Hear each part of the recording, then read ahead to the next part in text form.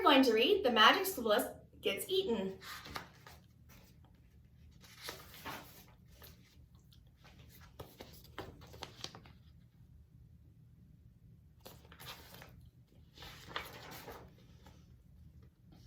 It was field trip day for our class, and a field trip with our teacher, Miss Frizzle, is always, well, an experience.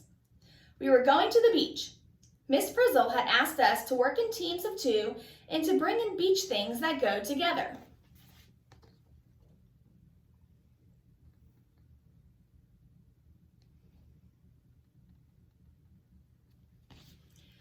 Phoebe brought June grass and Ralphie brought a yellow balloon. "It's the sun," he said. "The sun makes the grass grow." Wanda brought a mussel and Tim brought a rock for it to live on. But Keisha had forgotten about the beach things. "Oh no! Oh bad, bad," moaned Keisha. "All I brought was my beach towel and a tuna fish sandwich for lunch."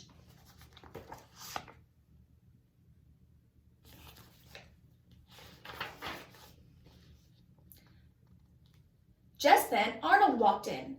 His shoes squeaked when he walked. "Arnold, my dear partner," said Keisha, "did you by any chance bring 2 beach things that go together? I forgot about our report." Arnold groaned.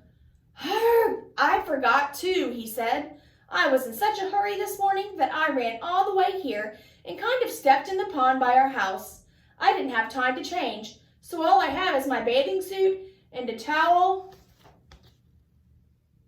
and the green slime on his shoes." Keisha and Arnold felt terrible. "How can we do our report?" said Arnold. Keisha looked at her tuna fish sandwich. "We'll just have to work with what we have," she said. She looked at the green scum on Arnold's shoe. "There must be a way for a tuna sandwich and green scum to go together. Think!"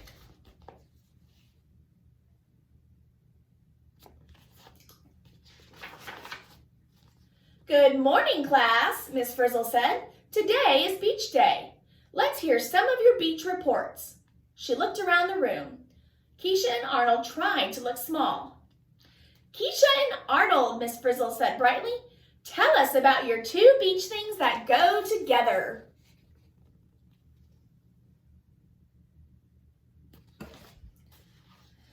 Keisha stood up. "Well, Arnold and I brought this nutritious tuna fish sandwich and," Keisha gulped. She grabbed Arnold's slimy shoe, "and this delightful green scum." We all held our breaths, waiting to see what the Frizz would say. Miss Frizzle smiled. "Fantastic," she said. "Please go on. Tell us why a tuna fish sandwich and green scum belong." A loud beep interrupted Miss Frizzle. "Sorry, hold that thought. It's time for our field trip."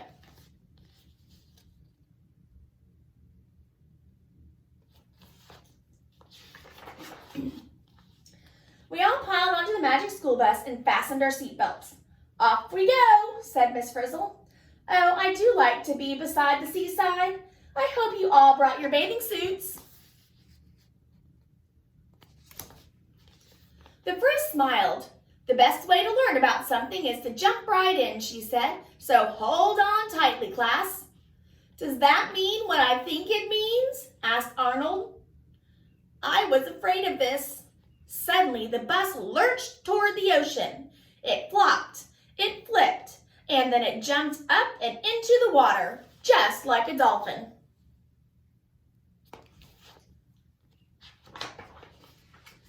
Diving through the water, we could see seaweed all around us. "What are those beautiful spiny rocks?" asked Tim. "They're animals." "Sea urchins," answered the Frizz. "They eat seaweed."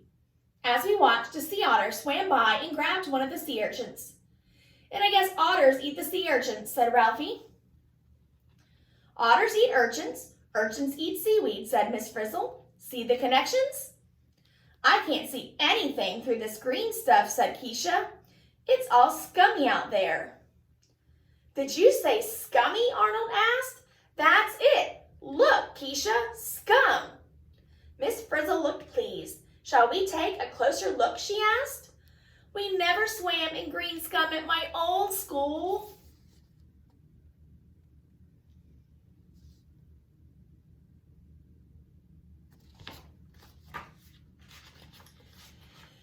Frizzle pressed a button and suddenly we were shrinking. There we go, she said. We are now tiny as the green phytoplankton. That's seriously tiny, whispered Tim. Class, please put on the specially designed underwater breathing masks that you will find under your seats. Then off we go.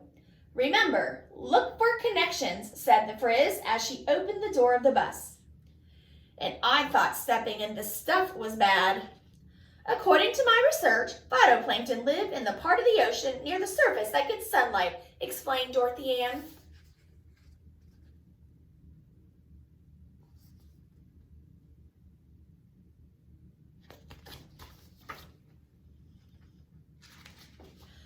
Look at me, said Dorothy Ann as she rode on one of the phytoplankton. Just then, a much bigger creature floated by and ate the phytoplankton out from under her. Yikes, she yelled. Look out, everyone. We're the right size to be somebody's food. Just in time, the magic school bus swam by and grabbed us in a net. All aboard, called Miss Frizzle. As I always say, it's better to be in the bus than in someone else. Quick, let's get big, begged Arnold. No sooner said than done, answered Miss Frizzle, and with a spin and a whoosh, we grew to the size of the thing that had tried to eat us. Miss Frizzle called it zooplankton.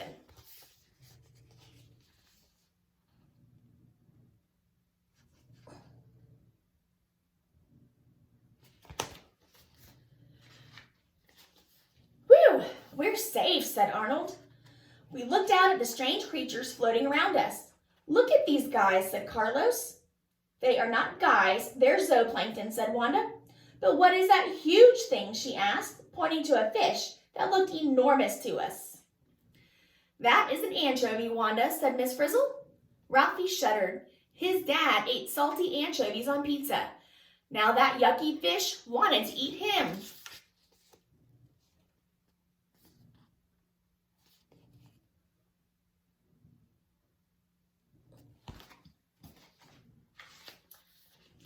Miss Frizzle pressed a yellow button and we felt ourselves growing again. In a few seconds, we were as big as the anchovies. Miss Frizzle said, I suggest we stay on the bus while we have our lunch. Keisha took out her tuna sandwich. Don't eat our report, said Arnold. Here, have a potato chip.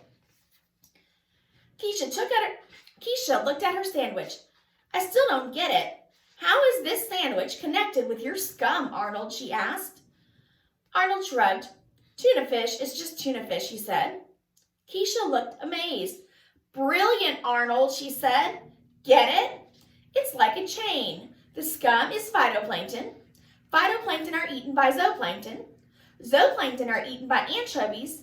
And anchovies are eaten by bigger fish like the tuna, yelled Arnold, looking out the window.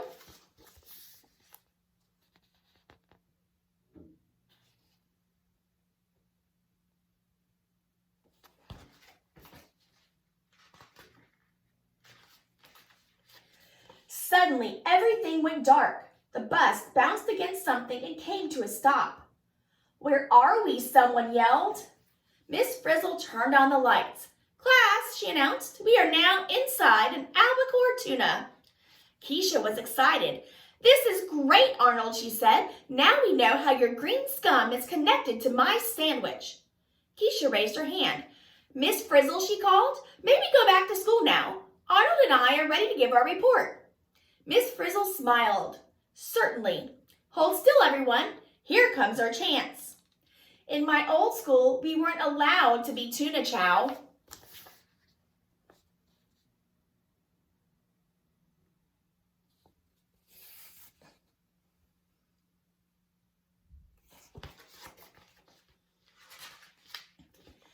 At last, we could see daylight. The bus was in the tuna's mouth, and the tuna's mouth was headed for a fishhook. Seatbelts, please, called Miss Frizzle, and she pulled a lever. A clamp shot out from the magic school bus and fastened us onto the fishhook. We were caught. We flew through the air as someone reeled us in. Yikes, I can't look. A huge face peered at us as we dangled from the fishing line. Another school bus, the fisherwoman said thoughtfully. Second one today. Back it goes. She unhooked the bus and tossed us back into the ocean. "We're a keeper," yelled Arnold, but it was too late. The bus landed back in the water with a splash. "Never fear, Arnold," said the Frizz as she pressed another lever on the dashboard.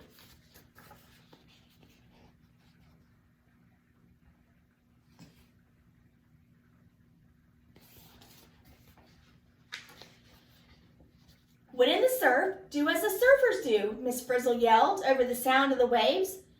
And before we knew it, we were surfing back to shore on the back of the magic school bus. This is what I call water power.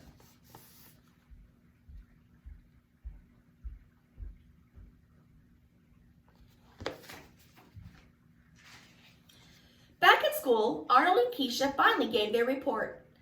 "It's like a chain with everything connected," said Arnold. "Tiny plants, like the scum on my shoe, are eaten by zooplankton. The zooplankton are eaten by anchovies. The anchovies are eaten by tuna fish," continued Keisha. "And last of all, the tuna fish is eaten by me. I guess that puts me at the top of this food chain, and am I ever hungry?"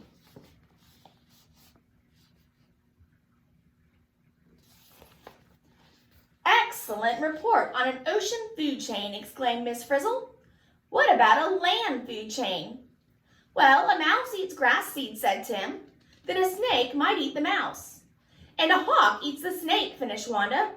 "The hawk is at the top of that food chain." "Correct," said Miss Frizzle as she drew on the board. "And plants are at the bottom of almost every food chain."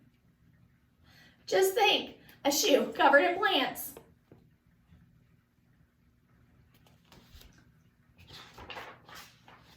It was time to go home. Arnold put on his scummy shoe. "Nature amazes me," he said. "So does Miss Frizzle," said Keisha, and we all laughed, even Miss Frizzle.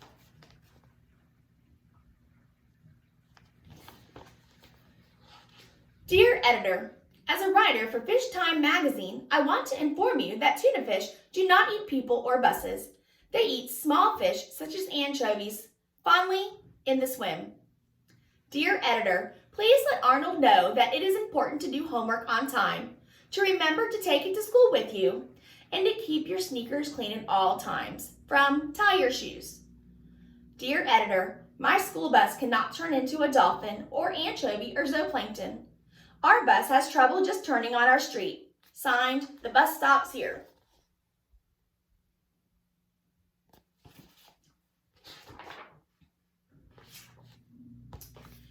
The end.